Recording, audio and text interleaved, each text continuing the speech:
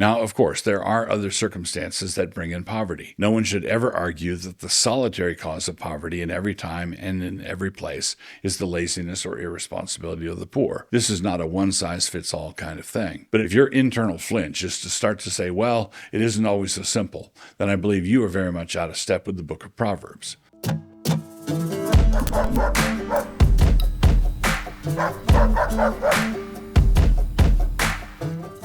In just a minute, I will have a thought experiment for you. Like all cultures, our culture generalizes, but we've been trained to generalize about poverty in an exculpatory way. In other words, our default assumptions about poverty routinely tend to exclude the factors created by the poor themselves. We tend to think of them as primarily unfortunate instead of primarily, say, irresponsible. Now, of course, there are other circumstances that bring in poverty. The oppression of the rich can do it, James 5:4. The judgments of God can do it, Amos 4:6. No one should ever argue that the solitary cause of poverty in every time and in every place is the laziness or irresponsibility of the poor. This is not a one-size-fits-all kind of thing. But in many cases, according to Scripture, personal irresponsibility is the culprit. So here's the thought experiment. Suppose you were talking to someone about their neighbors down the road, folks who were living from hand to mouth, and that person said their problem is that they are just lazy through and through. They could really make something of that place if they just got up and did it. But all her brothers are fit for is stealing watermelons out of my truck patch. If your internal flinch is to start to say, well, it isn't always so simple, then I believe you are very much out of step with the book of Proverbs.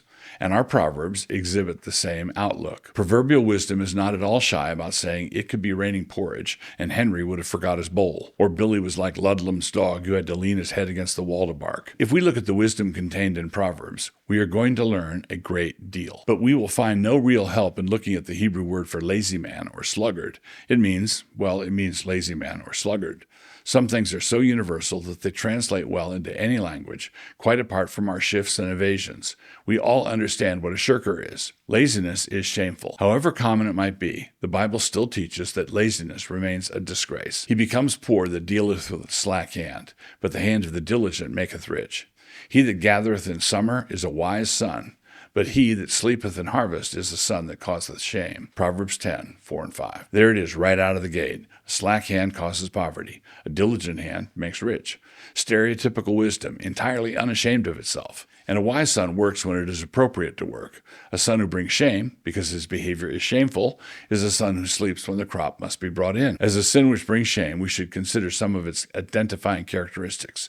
As we learn about all of this, we should remember that laziness has an obvious alternative. Go to the ant, thou sluggard. Consider her ways and be wise, which having no guide, overseer, or ruler, provideth her meat in the summer, and gathereth her food in the harvest. How long wilt thou sleep, O sluggard? When wilt thou arise out of thy sleep?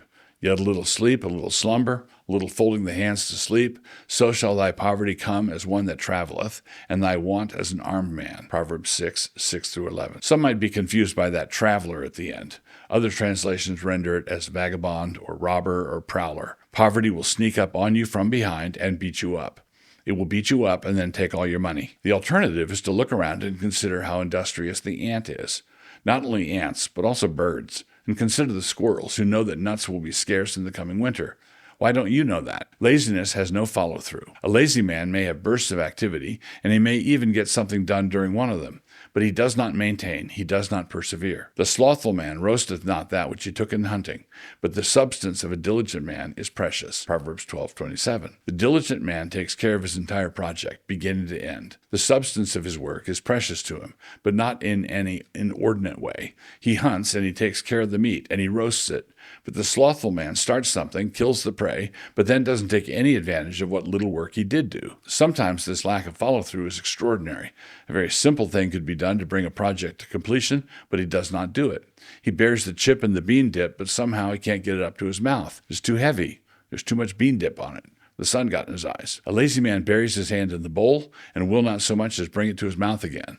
Proverbs 19:24. NKJV. The solution to laziness is seen in the proverb right after this one, incidentally. The lazy must be required to eat their own cooking. If he is as lazy as all that, then it seems that the natural consequences of his behavior are insufficient. Somebody in authority needs to give him a whack. Smite a scorner, and the simple will beware, and reprove one that hath understanding, and he will understand knowledge. Proverbs 19:24 and 25. Laziness is full of excuses. The scriptural assessment of all this laziness is pretty blunt, brutal even, and naturally a lazy man is not inclined to accept this version of things.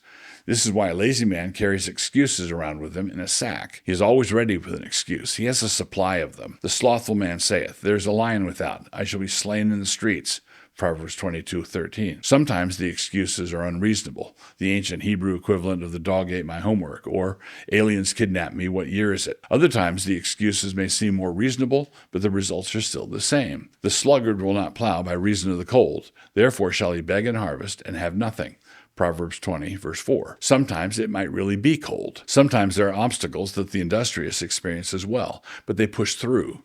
For them, the glad fruition of harvest is on the other side of not giving up. Confronted with a genuine obstacle, the heart of the sluggard is greatly encouraged because he won't have to come up with an excuse that was manifestly ridiculous. But as the proverb indicates, the one thing the excuse won't be able to do is put food on the table when the time of harvest comes. Laziness is full of quote-unquote wisdom. So laziness is willing to offer lame excuses if that is necessary. But other times the lazy man will set up shop as a consultant. But talking about fruitful work is not the same thing as doing fruitful work. A time comes when everybody needs to pick up their shovels. In all labor there's profit, but the talk of the lips tendeth only to penury. The crown of the wise is their riches, but the foolishness of fools is folly. Proverbs 14:23 and 24. The foolishness of his talk is not found in the content of what he says. His aphorisms might all be true. He might be quoting from the book of Proverbs. The folly is found in the disconnect between what he is saying and what he is doing. Wisdom is always made known by the applications. But the lazy man who is a fool wears the wisdom that he is not doing as though it were a diadem. The lazy man wears his foolish talk like a crown. See Proverbs 26:7. In this next proverb, we see certain themes repeated that we've already covered, but our current topic is addressed in the last line. The lazy man, swathed in ridiculousness, nevertheless has a very high opinion of his nonsense. He is wiser in his own conceit than 7 men who have actual facts on their side. That is pretty conceited. The slothful man saith, There's a lion in the way, a lion is in the streets. As the door turneth upon his hinges, so doth the slothful upon his bed. The slothful hideth his hand in his bosom, it grieveth him to bring it again to his mouth. The sluggard is wiser in his own conceit than 7 men that can render a reason. Proverbs 26:13 through 16. So even though his lifestyle is ludicrous and his folly is apparent all around in a 360-degree sort of way, the lazy man has it all figured out.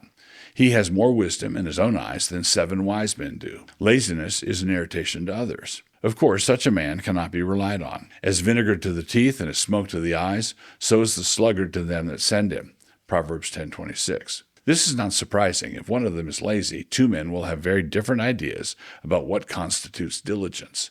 They will have very distinct views on what enables us to say, mission accomplished. The implication of this proverb is that it is another kind of folly to entrust anything that matters to a lazybones. You might do it in all innocence the first time, because that is when you found out how lazy your messenger is. But if you do it a second time, that means you must like drinking vinegar. You must like having smoke in your eyes. Laziness compounds with interest. When a person gives way to laziness, they find that it works like a drug. Laziness inaugurates a laziness cycle. It is not as though there is one laziness episode followed by a lifetime of hunger. Laziness accumulates, laziness compounds, and laziness pitches one into a laziness lifestyle. The sleep becomes addictive. Slothfulness casteth into a deep sleep, and an idle soul shall suffer hunger. Proverbs 19:15. All the issues covered above do have immediate consequences, but they are also realities that manifest themselves over time. The soul of sluggard desireth and hath nothing, but the soul of the diligent shall be made fat. Proverbs 13:4. Laziness is not rest. It does not prepare for future work. It only prepares for more laziness. The laziness grows along with frustrated desire, and what this means is that a man can be ensconced on his couch and still be surrounded by an aura of entitlement. He has significant complaints about how they are handling EBT cards these days. Laziness provokes hastiness and deceit. Not only does laziness lead to really stupid excuses, which are a form of attempted deception, so also it leads to more serious forms of deception and thievery. It leads to getting of treasure by a lying tongue. The thoughts of the diligent tend only to plenteousness, but of everyone that is hasty only to want.